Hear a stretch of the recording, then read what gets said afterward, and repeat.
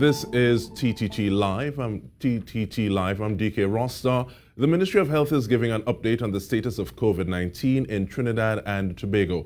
We're bringing you live coverage on TTT, Chalk City 91.1 FM, and on Facebook at TTT Live Online. Now over to the Minister of Communications, Donna. Good morning and welcome to today's virtual media conference to apprise you of government's efforts to combat COVID-19. Today with me are the Minister of Health, the Honorable Terence Dayal Singh, the Chief Medical Officer, Dr. Roshan Parasram, and Minister of National Security, the Honorable Stuart Young. The Minister of Health, the Honorable Terence Dayal Singh, will provide an update on COVID-19 in Trinidad and Tobago. Thank you very much, Minister Cox. Good morning to Minister Young, my colleague. Good morning to the Chief Medical Officer, Dr. Parasram. Ladies and gentlemen of the media, and to all persons in Trinidad and Tobago and wherever you are listening this morning. So this morning, Wednesday, there are some very interesting and disturbing developments as far as COVID is concerned. Before coming here this morning, I am just quoting a CNN report. Please don't quote me. I'm just repeating some disturbing news that CNN quoted this morning. And I'm trying to confirm it now, about Hong Kong experiencing a third wave of the virus. And the term that CNN used this morning was mutation. Now that M word you never like to hear when you are dealing with a viral epidemic. You never want to hear the word mutation. I will be checking during the course of the day with the epidemiologist to find out really if this is in fact a true mutation, or as Dr. Carrington said here some time ago, whether the virus has just drifted, changed slightly or not. I tell you this because we are still in a global pandemic where to date 13,520,403 cases of COVID have been uncovered. The rates of infection keep going up. You are seeing certain states in the United States keep breaking their daily records for new infections. To date, close to 600,000 persons around the world have in fact died, the exact figure being 582,672. Ladies and gentlemen, the only way the world can get back to some state of normalcy is if we have a vaccine. And this morning, I want to share with you the latest developments, not as far as vaccine development is concerned, but as far as vaccine availability. Once a vaccine has been unearthed, how Trinidad and Tobago may be accessing vaccines. To do that, I want to quote from a letter of July 2nd, 2020, which is this month, addressed to the Honorable Prime Minister from PAHO.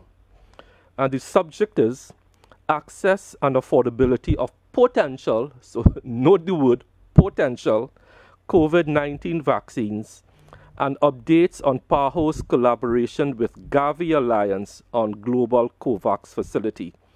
Let me just explain what the Gavi Alliance is briefly.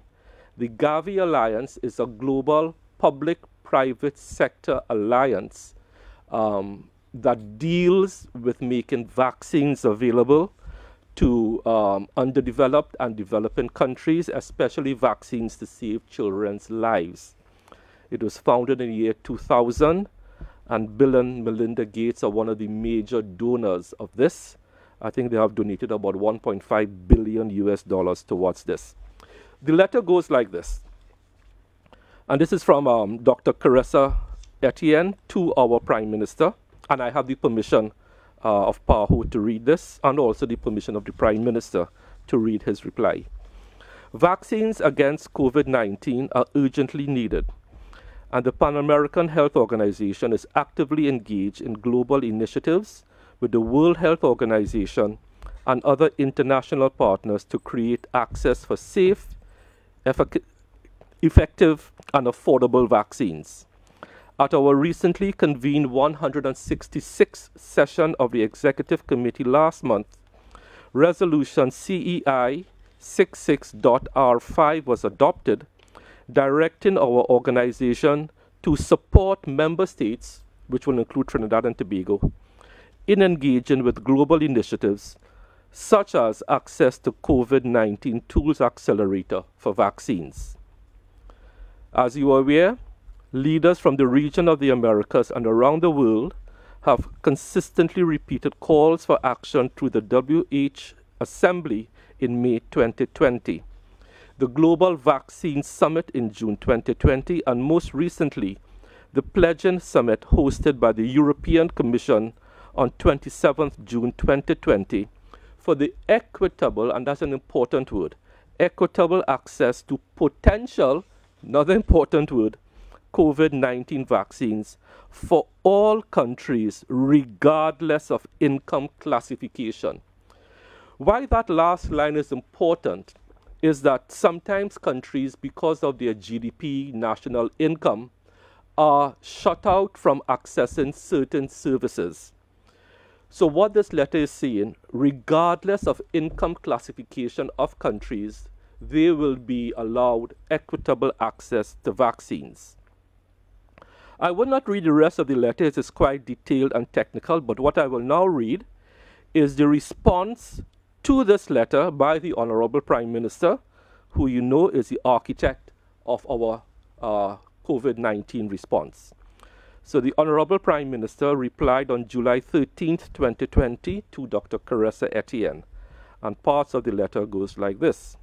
Dear Dr. Etienne, in response to your letter reference on access and affordability of potential COVID-19 vaccines, I want to confirm our interest in accessing potential COVID-19 vaccines using the PAHO revolving fund mechanism. I also note that our expression of interest is non-binding at this stage. I understand that as a consequence of this expression of interest, PAHO will engage in global mechanisms and market-shaping activities representing the participating countries. We are also happy to learn about PAHO's close involvement with the COVID vaccines global access, COVAX facility, being developed by Gavi and other global partners, and we welcome that PAHO member states participating in the PAHO revolving fund will be recognized as a unified bloc. So what this means is that Trinidad and Tobago in the Americas, we will be under PAHO's negotiating power as a regional bloc. Therefore, individual countries, small and large, don't have to beat their door to the vaccine manufacturers. It's a better way of acquiring vaccines for small countries especially. We expect that the COVAX facility will facilitate access to potential COVID-19 vaccines in an equitable allocation mechanism led by WHO at the lowest possible price regardless of income classification of countries. And that's very important because equity demands whether a country is rich, high income, middle income, low income. This is a matter that is humanitarian in flavor, and all countries need equitable access to the vaccines. So Trinidad and Tobago, and signed sincerely Dr. Keith Rowley, and this was signed off on July 13th, 2020. So ladies and gentlemen, what it means, if and when you have a safe, reliable vaccine, regardless of its price of production, Trinidad and Tobago, via the Honorable Prime Minister, who once again demonstrates his leadership in this issue, we are now firmly a part of the PAHO bargaining process to bring potential vaccines to Trinidad and Tobago. Whilst we wait for that, we have to continue to protect the gains that we have made at great sacrifice since we started our lockdown measures, our reopening measures, and our continued progress must continue. And we plead with the public that we are working in the best interest of 1.4 million persons to keep you as safe as possible. So Minister Cox, I want to thank you for the opportunity, and that's my update for this morning. Thank you very much, Minister. At this time, the Chief Medical Officer, Dr. Roshan Parasram, will provide us with a clinical update. Dr. Parasram. Hi, good morning, ministers, members of the media, members of the viewing and listening public. The clinical update for Wednesday, the 15th July 2020, is as follows. So the total number of tests done within the public sector, University of the West Indies and Caribbean Public Health Agency sites, are 5,847. The number of unique patient tests done thus far, 4,388. Total number of repeated tests stand at 1,459. Total number of community tests in the public sector, 2,093. Total number of private sector tests, 1,245. The total number of positive cases remain at 133. Just reminding the public that the last 17 cases were all imported cases as we continue to bring in our persons from abroad. And we have gone now 85 days since our last local case. The total number of discharges are now at 124. Total number of deaths remain at 8. And the total number of hospitalized patients are now at 1. That individual is stable and well, awaiting the discharge criteria to be met before discharge. In terms of the quarantine status, we have 64 persons quarantined to date. The St. Augustine Day Bay campus, we have 25 individuals. At the Chancellor Hotel, we have 12 individuals. At the Napa, where our healthcare workers are, we have 8 persons. And at the Cascadia Hotel, we have 19 individuals. Thank you, Minister Cox. Thank you very much, Dr. Parasram. The Minister of National Security, the Honorable Stuart Young, will provide an update on border management and the repatriation of nationals. Minister. Thank you very much, Minister Cox, Minister Dayal Singh, CMO Parasram, members of the media, wider viewing and listening public of Trinidad and Tobago, and also, most importantly, our nationals who are outside of Trinidad and Tobago, who tune in religiously to hear what the government's position is and how we're dealing with your repatriation. I'd like to start off by letting you all know every single one of our nationals outside who has applied to come back, applied to the Ministry of National Security for exemptions and approvals to come back. We are working day and night assiduously. Up to midnight last night, I was on the phone with the Permanent Secretary at the Ministry of National Security, seeing how we could squeeze in a few more persons, and I'll explain the whole process to you all now and what is going on currently. So I want all of you nationals outside there to know that we are working assiduously and with all our effort to get you, each and every one of you, back home, and understand that there are persons who have applied for weeks, some a couple months now, waiting and hoping for that indication that they are next on the group of people to come back to Trinidad and Tobago. As you've heard, we've already granted, and this increased the figure as of Saturday gone, 4,515 exemptions were granted, and we continue to work. The main reason people at Trinidad and Tobago continue so far to avoid what we just heard Dr. Parasram talk about, which is the local spread in Trinidad and Tobago at this stage, is due to the closure of the borders. All of our recent cases of positive COVID-19 have been re-importation and imported cases back into Trinidad and Tobago. But that is not stopping the government from doing all that it can to get all of our nationals back. As you are aware, we require every national who returns to be quarantined. That is part of the process. That is how we're managing our borders. And as we've said repeatedly, what happens is you need to balance it with our facilities, the public health sector's capacity and ability to quarantine persons, always with the risk that if there are positive cases and God forbid a spread in a group of persons coming back, that our parallel healthcare system that was so carefully built out is not overrun. We are doing everything possible to protect the 1.4 million people in Trinidad and Tobago from community spread. When you look at international news, and not so far from Trinidad and Tobago, a 3.5-hour flight to Florida. Florida is now the epicenter of spread in the United States. They now have the highest daily rate of positive COVID cases in the world right now. And this is what we're trying to avoid happening in Trinidad and Tobago by a very careful management of the numbers of persons returning at any given point in time. The availability of persons being able to be brought back in depends on our ability to supervise and monitor persons. We have 2 sets of quarantine set up, state quarantine for those that the state will fully pay for their quarantine period and whilst they're in quarantine. And we've expanded now our state supervised quarantine facilities. The state quarantine facilities, as you're aware, but it's worth repeating, are the Debe UE campus, Tacarigua, Sandy Grande, home of football, and Balandra. We have expanded our state supervised quarantine for persons who are willing to pay for quarantine. But again, the numbers are limited because remember, we need to have our nurses and our doctors present to make sure people are being properly quarantined. If anybody presents any symptoms, presents any illnesses, also in some of these facilities and the numbers that you just heard Dr. Parasram refer to, we have persons who've returned from cancer treatment, cancer survivors, low immunity rates in some of these state supervised quarantine at Cascadia and Chancellor, and we're managing that. We've added now the Regent Star, which is up at Piarco, to give us more capacity to offer more people the opportunity to get on those flights to come back home.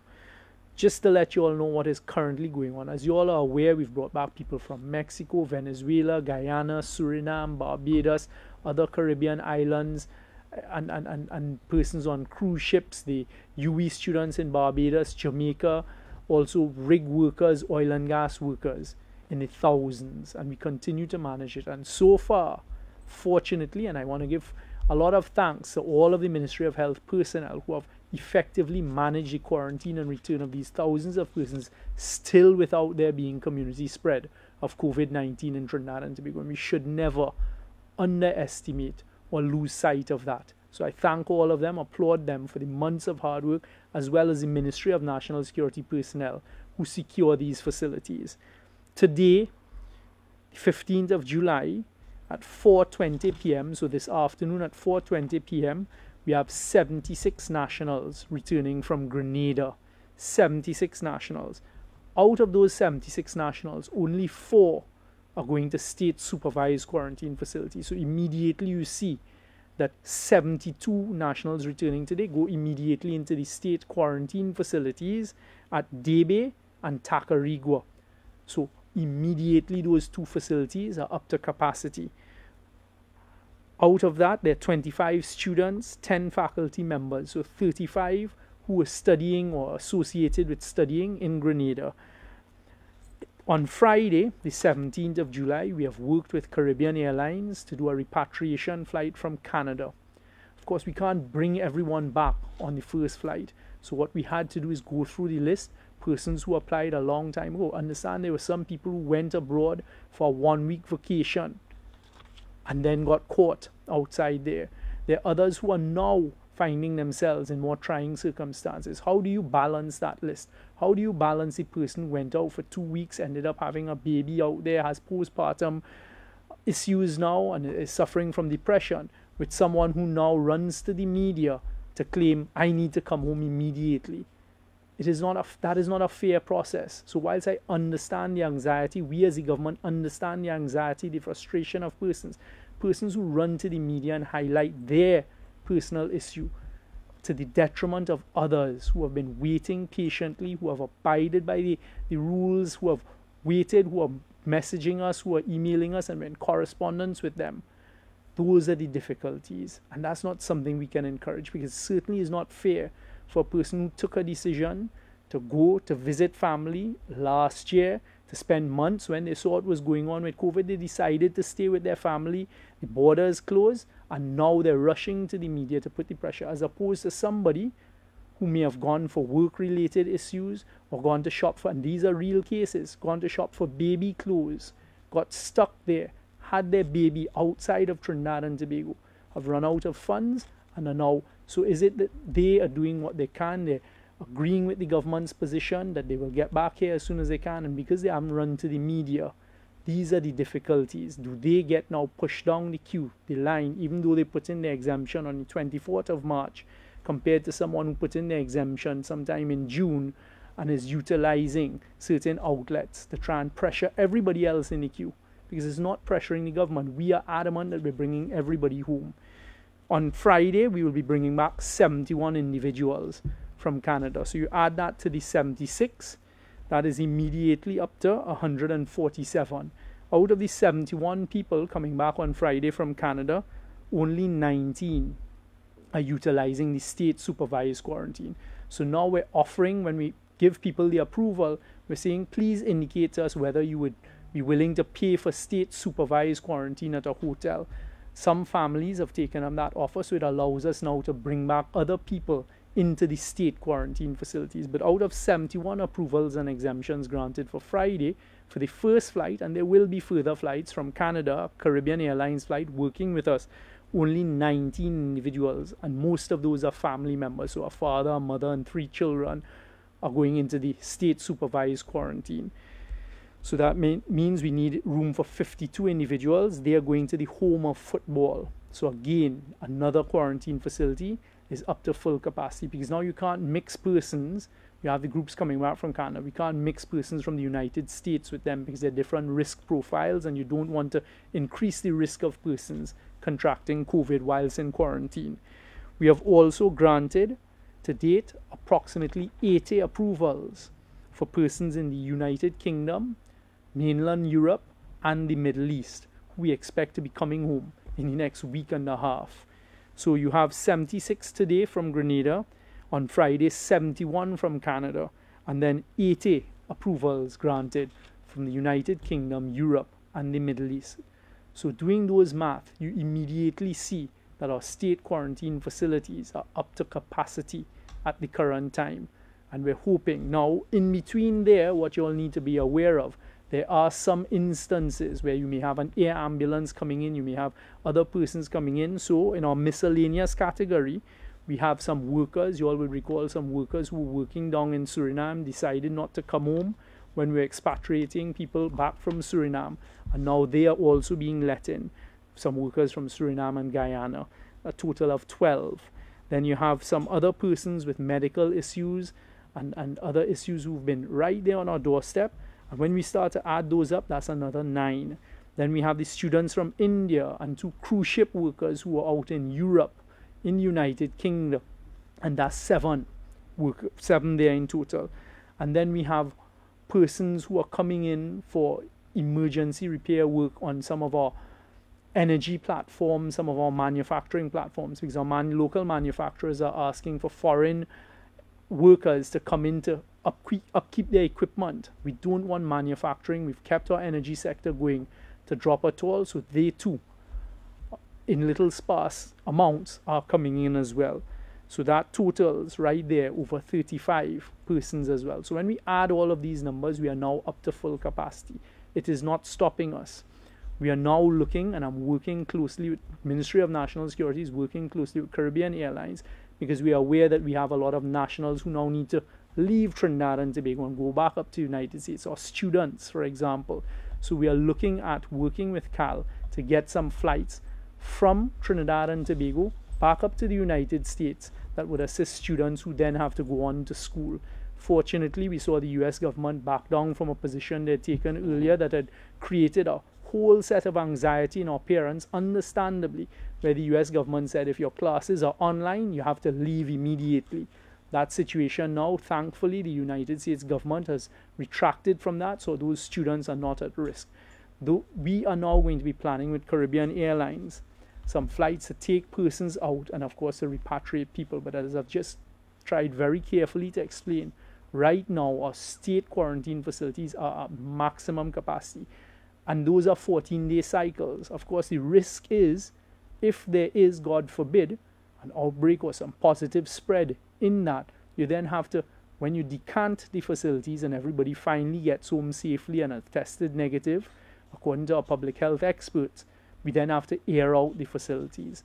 But what we're doing is we're looking at, I'm going to be working with the Ministry of Health, National Security, to see if we can identify some other hotels that are outside of the way, that are not around populations and residents, that we can increase our state supervised quarantine facilities to now offer more of that, especially as we want to start bringing back persons from the United States. So the message is, we are working hard to get everyone back. We will get everyone back. Right now, there are no commercial flights being allowed into Trinidad and Tobago for the exact reasons we've stated. But we are getting to the United States as the next category. Understand these numbers from Canada, United Kingdom, Europe. That's not everybody who's there. So these are the first repatriation flights. But what we're doing is we're trying to make sure we're as fair as possible. We have students who are writing us from Colombia who are trapped there. We're trying our best. But the United States is our next area of focus. The students who are in Trinidad that need to get out, we are aware of it. We know the timing of schools, and we're working with CAL to put on the flights to get you all back up to United States and Canada where you need to be, and to turn those flights around into repatriation flights. But in deciding who it is that will be on those repatriation flights, it is coming down to, as one category, those who applied earlier clock. Not those who are applying now, later on, because we do have instances of persons who were making their lives and living in Canada and the United States, and now for whatever reason they want to come back to Trinidad and Tobago. It's not fair for those persons to jump a queue of persons who just went out for a visit and are stuck outside there. What I'd also like to say is, in discussions with the Prime Minister this morning, a decision has been taken, and he's going to be asking the Minister of Finance to send certain sums of money to our consulates or missions or embassies in the United Kingdom, Canada, and the United States to try and assist how we can. Now it's going to be limited sums of money sent to the most needy cases and the most legitimate of cases. I will be working with those various consulates, embassies, and missions, using the lists of requests for exemptions that we have at National Security to try and identify those who may need when they come to those embassies, missions, and consulates asking for help. It is a very difficult exercise, and we expect that there may be some who would try to abuse the system, but we're going to do the best we can.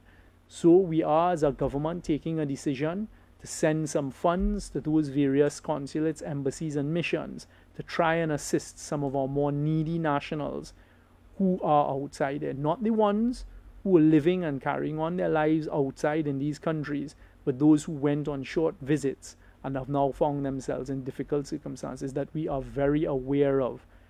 It is a difficult system, but it is a fair system that we're operating.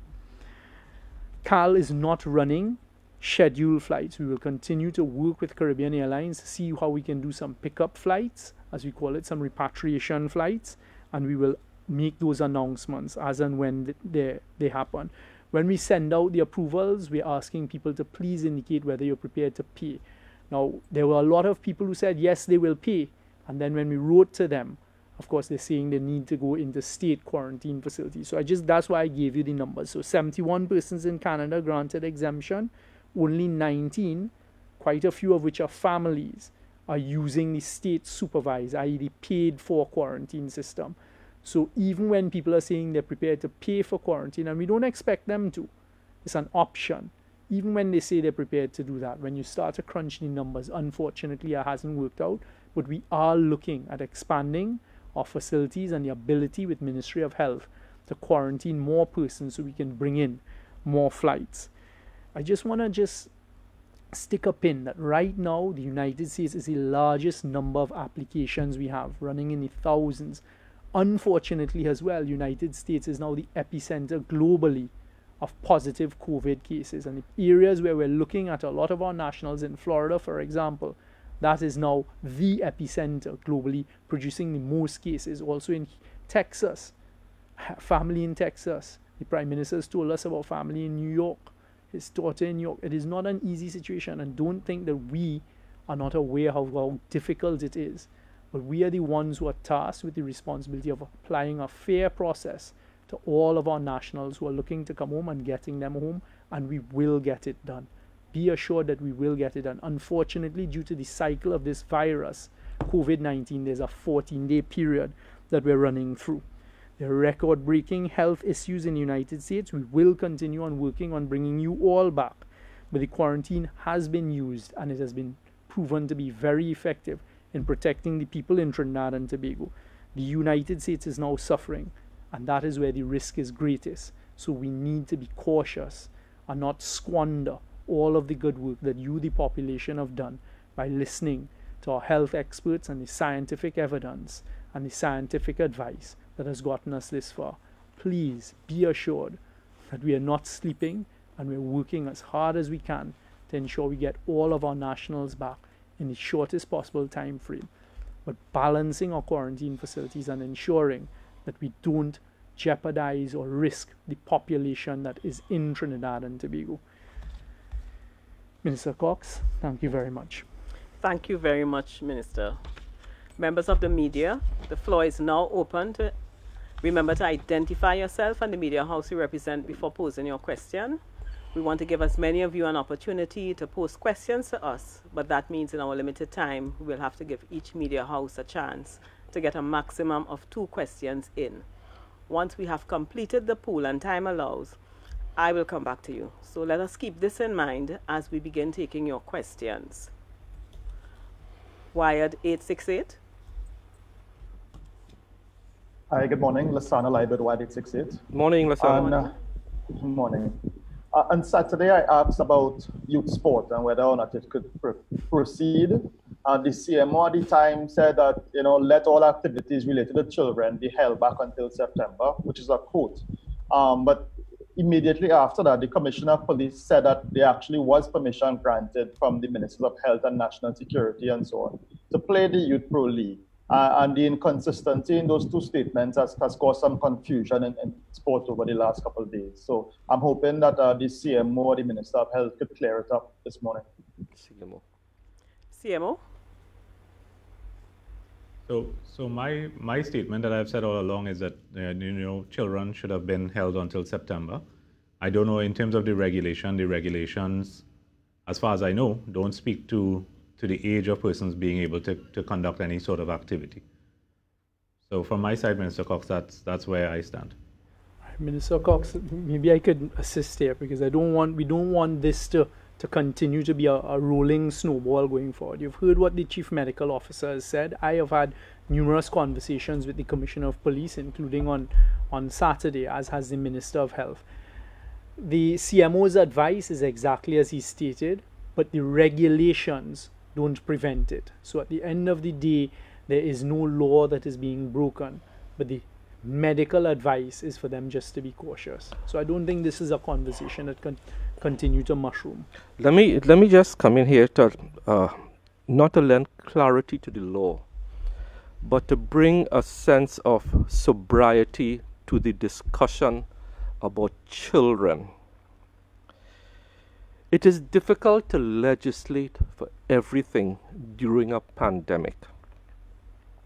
When this pandemic first started, it was seen, and if you go back to the earlier press conferences, the science at the time told us, and experts were here, Minister Cox, and you may remember, the experts at the time said that this was a condition, a virus that mainly affected the elderly, and that children would brush this off, and that young adults will brush this off. With time, and as millions and millions more people got infected, people of different races, in different socio-economic conditions, you started to see a change in epidemiology of infection, where children were now being more adversely affected than before. We are appealing to parents and organizers of children's activities, even though the regulations may not prohibit activity. If you want your child to be alive, if you want schools to open in September, I will now read for you an example of the change in epidemiology of the virus as it concerns children. It is highlighted, healthy teenager who took precautions died suddenly of COVID-19.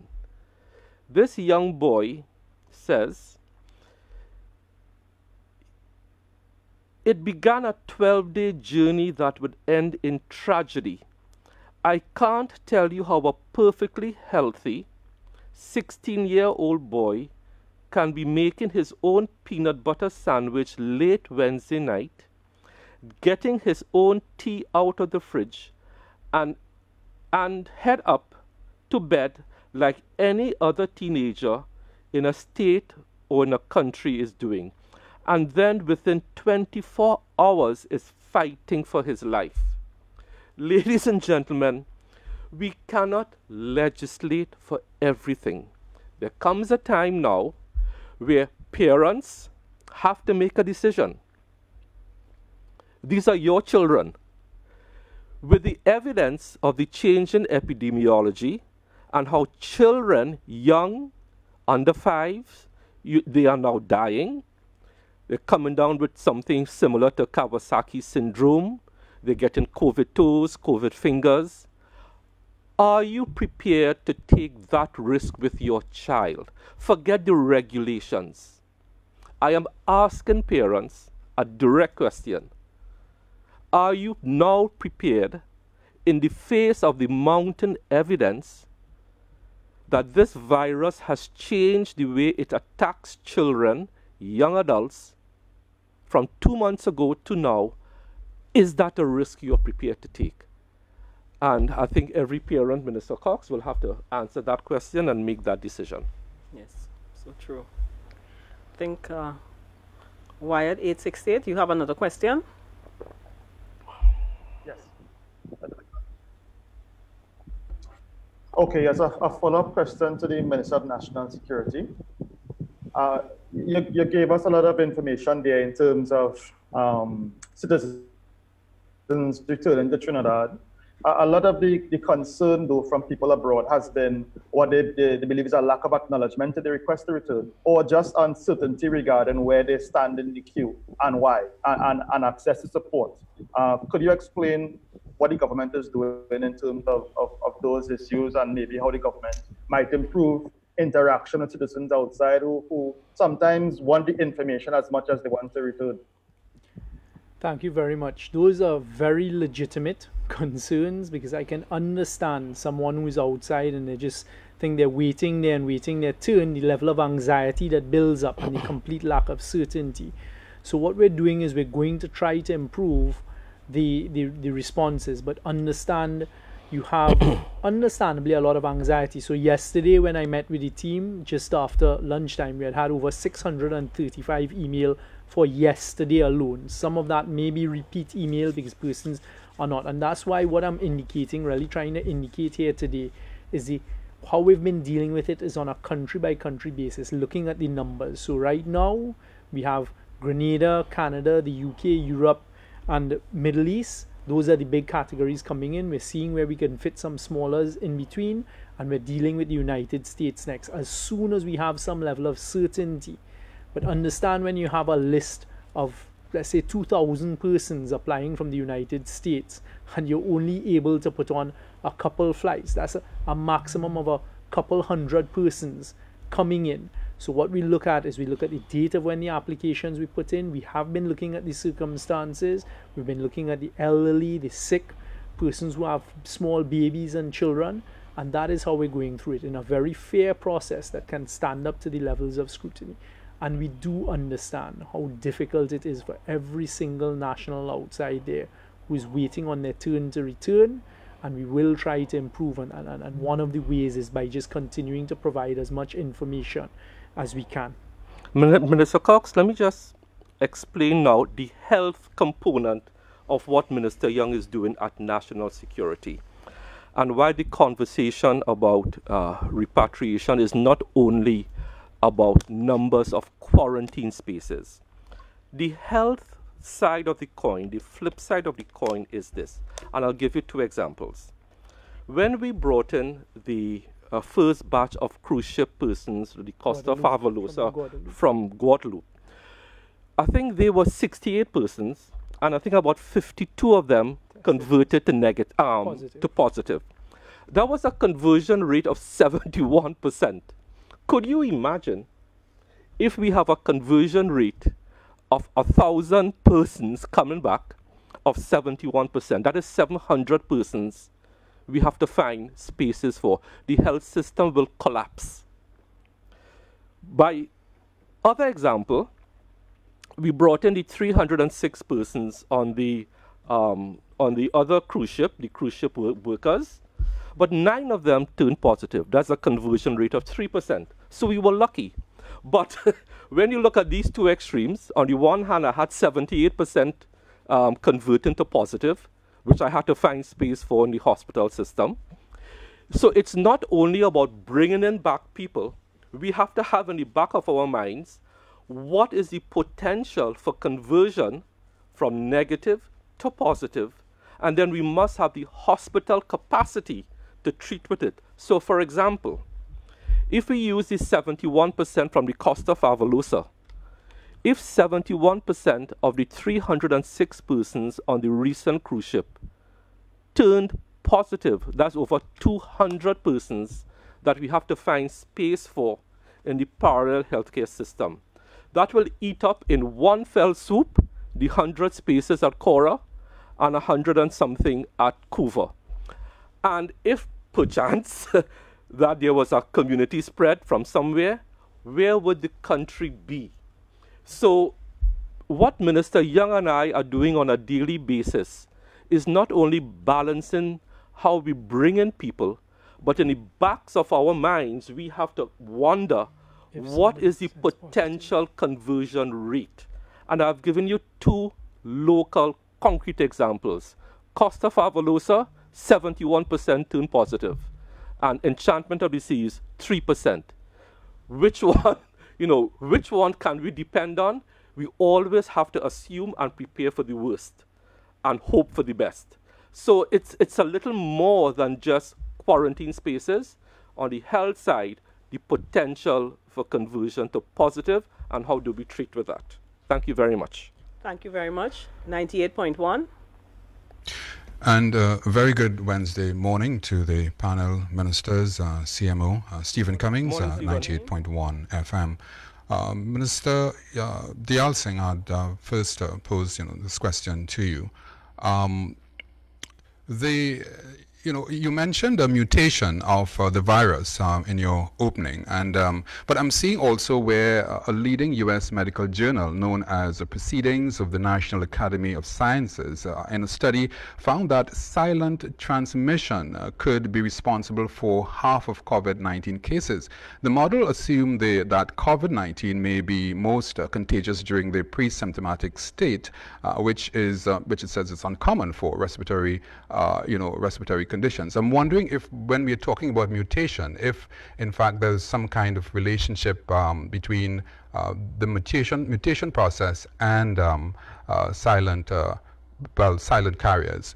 And another question I have here for the CMO. CMO, a recent report of persons or person who may have impersonated the office of the CMO, leading to potentially damaging information going to the CPL officials. Can you say exactly when this purported breach would have occurred or, discovered, and whether an official investigation has been launched to ascertain the source of such an act? Thank you. Okay, so Stephen, I will take the first question. What I said, and I was clear in my opening statement, I was saying this is a report coming out of CNN this morning. And I did say I have my experts now looking at it. So Professor Christine Carrington, all things being equal, should be here on Saturday. I have primed her since last week to be on to talk about these latest developments, because the epidemiology is changing. What we knew about the virus as it attacked young persons 2 months ago is now out the window. What we knew about the virus 2 months ago, how it attacked children, is now out the window. So Professor Carrington, all things being equal, will be here on Saturday to talk about how the virus is changing, whether it is changing slightly or significantly. Okay? Thank you very much. CMO? Okay, so in terms of the claim with regards to CPL, that matter is still being investigated. I know my permanent secretary has contacted the Ministry of Sport to find out what sort of communication took place. And once we get that information from them, we can determine, what was the source of the leak, for if there was a leak in the first place. But just to be assured that I had communicated directly to the CPL organizers again post the incident just to assure them that nothing has changed. The note that went to Cabinet, of course, if we have to have any change going forward in any procedure at all, seeing that Cabinet has endorsed the quarantine procedure laid out in that document, that of course we have to go back to Cabinet before any change can occur. So they are well, as far as I am aware, they are happy with the position that we stand at present. There's a meeting of the local organizing committee, of which I'm a part, tomorrow at 10, to further concretize the quarantine arrangements and to ensure that, whatever we put in place before is being adhered to. Minister Cox, let me just go back to the child issue, because I know parents want to play football, karate, and even though we talk about the change in epidemiology, I want to quote just to alert parents that what we are doing at the Ministry of Health, we are not trying to punish anybody by not playing football or karate or gymnastics. UNICEF, UN News, COVID-19 pandemic is quickly becoming a child's rights crisis. The daily death rate could be 6,000 for under 5s. Ladies and gentlemen of Trinidad and Tobago, COVID-19, because Trinidad and Tobago has done well, success now is breeding expectations. And the more successful we have become in protecting Trinidad and Tobago, the more the expectations are. I am bringing the latest science from world-renowned bodies. This is UNICEF stating, let me repeat it, COVID-19 pandemic is quickly becoming a child's rights crisis. We want to protect our children. And as I said, the major prize that is within our grasp right now is the opening of schools. And that is why the CMO, and I support him in this, I don't want the CMO to take the blows on this alone. Share it with me, because I support him in this when he is advising parents to keep your children under wraps until schools open. So I'm hoping this plea really strikes a chord with parents and all those who want activities for children to be opened up. Thank you very much. Thank you. Guardian Media Limited. Hi, good morning, everyone. Rashad Khan, Guardian Media Limited. Morning, Hope you all are doing well. I just have two questions, one for the CMO or Minister of Health and one for the Minister of National Security. So to the health officials, I remember a few months ago at a press conference, it was made mention of that the ministry is conducting surveys of all the persons who would have tested positive for COVID-19 and would have recovered, and that a report was being done. And I believe it was sometime in July, you all said the report may be made public. So I just wanted to follow up on that, see if that is still being done and where it's at. And for the Minister of National Security, I just want to get a little bit more information about these funds that are going to be sent to the consulates and missions in the United States and whatnot. I know you said that you all are still going to, or you still have to speak to the Minister of Finance, but I just wanted to know, do you all have a budget in mind and any, just if you could give me some more information on how you all anticipate this is going to be executed. We'll go with the first question first. Thank you. So, Richard, thank you for the question. The surveys and the retrospective study is ongoing. However, it has had to be slowed down because of the sheer volumes of repatriated persons we are bringing into the system. They have to be cared for. So, for instance, the CMO has to be involved in that. I have to be involved in that. Dr. Mariam Richards has to be involved in that. Dr. Avery Hines has to be involved with that. And these are the same persons who have to write those reports. So we don't want to take away from the medical aspect of managing the repatriated persons for the sake of writing a report. So the reports are being done, but at a slower pace, because right now we have changed from managing COVID-positive patients, the initial 115 and so on, to now managing these hundreds and thousands of persons that are being repatriated. So both are going on simultaneously, but the focus is on the repatriated persons. Thank you very much. Thank you. Minister? Just to very briefly answer the second question, as I said, this is a very, very current situation. It's a very new situation, but the message is that what we're going to try to do, working along with the Ministry of Finance, Ministry of Foreign and CARICOM Affairs, and the various missions that we have in the United States, Canada, and England, the United Kingdom, is get some sums of money to them. There was a figure quoted, but I don't want to say that figure as yet, and work out a process where they will work with the Ministry of National Security when persons make requests for us to identify how we may be able to help. So it's in the infancy stages. If and as it goes along, more information will obviously have to be put out so persons will know who qualifies and how they apply, etc. Okay, thank you. AZP?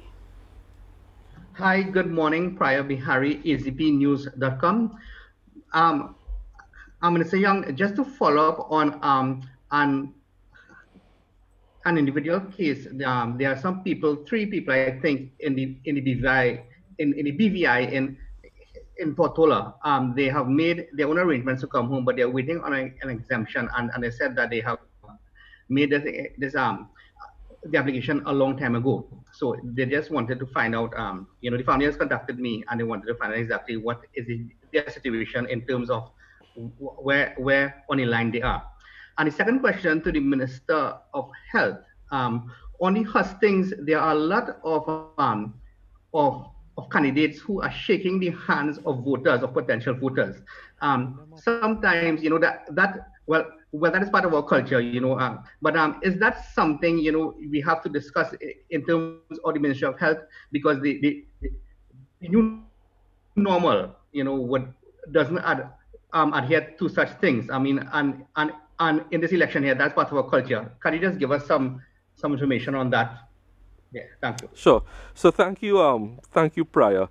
So I would have addressed this issue about campaigning and health on Monday, and we are asking candidates and political parties, people are looking to us for leadership on this issue. And I think, as difficult as it is, I have avoided shaking hands as far as humanly possible. I don't shake hands.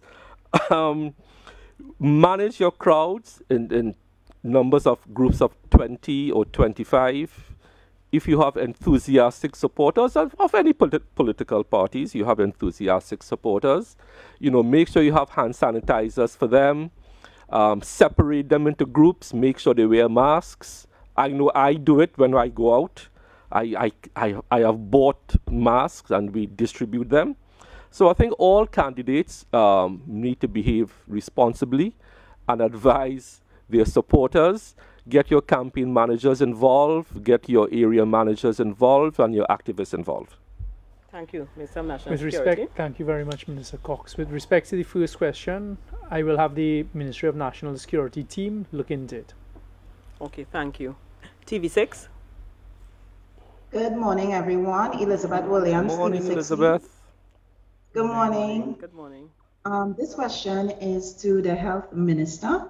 I don't know if you would have addressed it already, but student nurses who are doing rotations on the wards, how soon will they, in terms of continuing their rotations as they have final exams to be done? And the other question is to the Minister of National Security.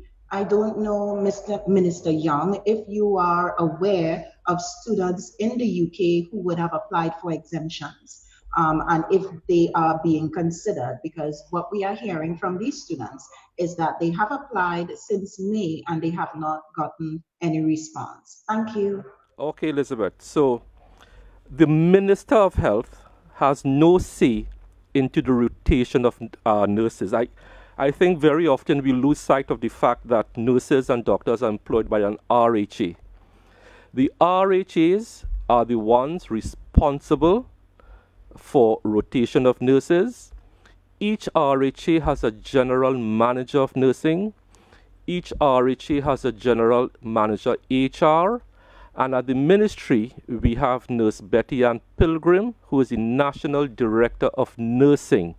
So if there are any questions as to rotation of nurses and exams, that can be easily dealt with by the general managers of nursing of each RHA, the HR managers at each RHA, or at the Ministry of Health, Nurse Betty Ann Pilgrim, and I will suggest that the queries be sent in those directions. Okay, answer the question. Thank you, Minister Cox. Answer the question with respect to the students in the United Kingdom. The answer is yes, we are aware of them. As I was very careful to point out, we are repatriating 80 persons in the first batch. And what you're doing is you're really looking at a prioritization. So the students would have become sending in their applications during the month of May, but we had other persons. For example, there was a group of 8 senior citizens who saved up their money. They went out there to the United Kingdom in March and February, and then they got stuck out there. So it is really a prioritization. The students will be looked at in the next batch of repatriation to be done. But one of the messages here this morning is in our management of the numbers, as we try to get everyone back home, there needs to be some prioritization, and that process is being done. And it is not about who can go and draw the spotlight on their particular circumstances. That's just simply not a fair process when you have, for example, these 8 elderly persons who have been out there for an extended period of time with no family, no accommodation, and these types of things. But we are very aware of the UK students, students all over the world, some who may have lost their accommodation due to the end of the rentals, etc. And we're working as quickly as we can, and we will be looking to expand the process to accommodate more as we go forward. I just want to correct one error that has come up that the staff at the Ministry of National Security have sent to me. With respect to the Grenada flight today, it is 76 persons coming in. One of the newspapers has run a story of 75 students. I didn't say it was 75 students coming in. 76 persons coming from Grenada, 25 of which are students. Thank you. Thank you very much. I want to apologize for many of you. There are many hands still up, but we've come to the end of today's virtual media conference. Do remember that the Ministry of Health and the Ministry of Communications are your only credible sources of government information on COVID-19. And as we go, we would like to appeal to our citizens, both here and abroad, to be patient with us as we manage the return of our nationals who are outside of Trinidad and Tobago at this time. We know many of you are desirous of returning home and long for familiar surroundings. We also understand that some of you are facing challenging circumstances which must be difficult and trying, but do understand that the government has to be responsible. COVID-19 remains a real threat, and as we continue to live with this pandemic, the government continues to place emphasis on preserving lives. And this means that every decision to grant an exemption to citizens abroad takes into consideration the number of persons required to quarantine and who may be hospitalized should they test positive for the virus.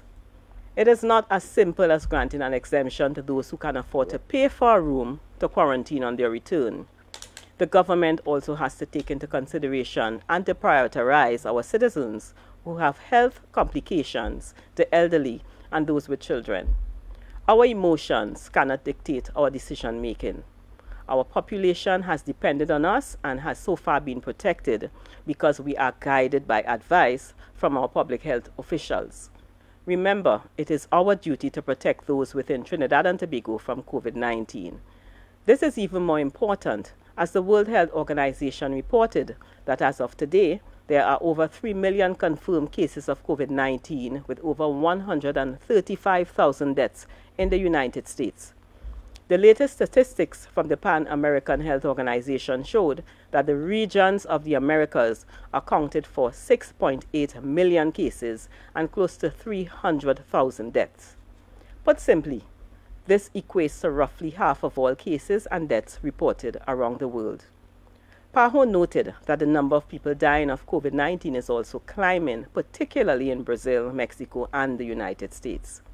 The fact is that the majority of citizens applying for exemptions to return to Trinidad and Tobago are from the United States. We don't understand what it means to be stuck in a foreign place, which is why to date, the government has granted over 4,500 exemptions to citizens to return to this country. Another 3,000 applications for exemptions are pending, and please be patient. Everyone cannot be facilitated at the same time, and the return of citizens must be managed on a phased basis in accordance with the capacity of all facilities that form part of the parallel health care system. Do remember, we can all survive this together. All of us are making sacrifices during this pandemic, but if we manage this well, we all can come out of it healthy and alive. I understand it is tough, and we feel your pain, but we are also pleading for your patience and understanding. I know it is not easy, and we are trying to get you here as fast and as safe as humanly possible. Hold on, hold strain. The government is working on your behalf. I am Donna Cox, Minister of Communications. Thank you for joining us today as the government continues its efforts to keep the curve flat and beat COVID-19. Stay safe, save lives. May God bless Trinidad and Tobago.